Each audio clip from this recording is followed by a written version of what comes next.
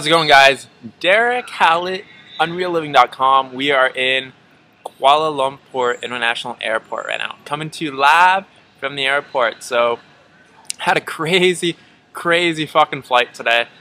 So as I arrived in Cairns, what ended up happening is that you need an onward or an exiting ticket out of Malaysia if you're going to be flying in there. So I had to book that really kind of quickly, jump on the internet there and buy. I bought a ticket from KL to Dman, which is in Indonesia. I bought that for 50 bucks, cheapest ticket I could find.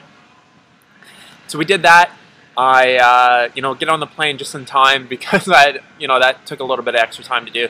And then when I was in Sydney and I was transferring from the domestic terminal to the international terminal, what I did was I left my pouch, which is it's basically got my whole life in here. Like, if I lost this, I would have like no identity. So I left that on the bus.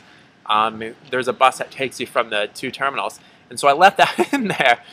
And I was just like, I go to check in for my next flight, and I look in my backpack, and it's not there. And I'm just like, oh, you're fucking kidding me. Like, I thought somebody stole it off me, but it's like, oh, I probably just left it on the bus. So I asked some qantas guy, I'm like, oh, like, what do I do? He's like, all right, go down this way. And so I went down this way, and they're just closing up. They're just closing up this area. And the bus driver came around and had my pouch, and I was like, oh, thank God. So I get onto the flight. The flight over here, barely got any sleep. So it's 5:40 in the morning here in KL right now. I probably slept maybe a couple hours. So I'm running on pretty well nothing right now. Just hopes and dreams. So I get on the flight. After I get off the flight and start walking towards customs, I realize I left this hat on the plane. I'm like, fuck sakes. Like, so then I get somebody to get that off the plane for me, and that was cool. So then I go through customs. Customs here in Malaysia is easy as, so I just walk through there. And, I thought, because I was late enough as it is trying to get this hat back, all right, my bike's going to be there. It's going to be there, right? My poor old bike, she's going to be there. And so I get to the luggage terminal, and bike's not there, right? And I'm like, oh, fuck, right? Here we go again, right? So I'm just waiting around, probably about 20 or 30 minutes or so, and there's still other baggage coming around, and it didn't come up, the oversized baggage. So I'm like, fucking hell, man. I'm like, I thought for sure my bike was still in Sydney or something like that, because when I went to check in for my flight in Sydney, it didn't even show up that on the system that I had even any checked baggage. So I was like, fuck, it's probably still there, right? But so then I go to the baggage counter, right? To file a claim, and the lady on the radio is like, oh, like, you're the guy looking for the bike. I'm like, yeah. They're like, oh yeah, they're just bringing it around right now. And I'm like, oh, thank God, right?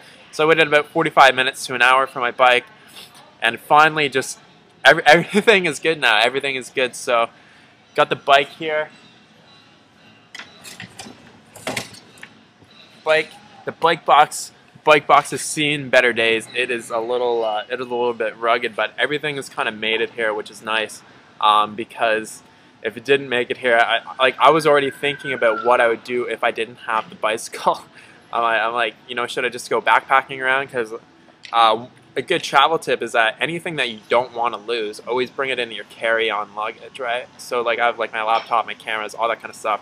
Always bring it on your carry-on with you, just in case anything happens to your baggage and it gets lost for the rest of the time. So finally get here. I have to ride 60 kilometers into the city, into Kuala Lumpur city, because that's just how far the airport is away from the city center, where all the hostels and the guest houses and stuff are. So we'll be doing that. So yeah, it's 5:43 in the morning here. It's still dark outside. I have to wait until obviously it gets light out before I can start riding.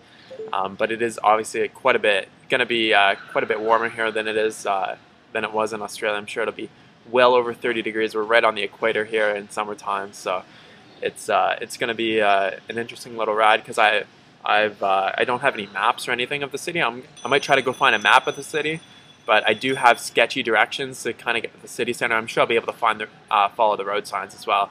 I'm not even sure, like, because I have to go on highways and stuff. I'm not even sure if I can ride on these highways. So we'll see how things go. I might end up having to come back to the airport and take a taxi or something. We'll see how it goes. But that's kind of my little adventure so far. It's just been a little adventure getting here.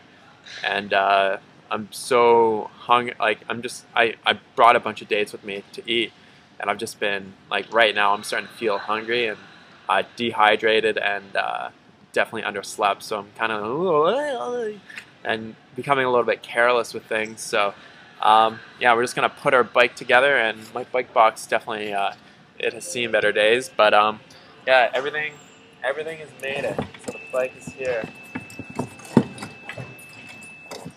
The bike has made it. Now, I think probably the next thing to check for is if anything is broken on the bicycle, right? So, usually one of the first things to go when you're traveling by bike is if the bike gets squished, or if the box gets a little bit squished, is usually you can break spokes pretty easily. So we'll see. Everything kind of looks to be in order here. Another little tidbit: if you have to take the rear wheel off your bike when you're putting in a bike box, say you have to take the rear wheel off here, put the bike upside down so your derailleur and your chain isn't laying on the bottom of the box. That's just a little tidbit there for you. But other than that, everything seems to be alright. So my first day in KL here, not going to really do too much. Main objective for today is just to find a place to stay that's relatively cheap, and maybe check out where the Thai embassy is, because the only reason why I have to stay in KL right now is just to get my Thai visa, and then I'll probably head off towards Penang. So might only be here for 2 or 3 days until until I get my visa, and then we are off and rolling, baby, off and rolling through Southeast Asia again. Thanks so much for watching, guys. Have a great day. We'll talk to you soon. Oh my God, my bike's falling up. Peace out.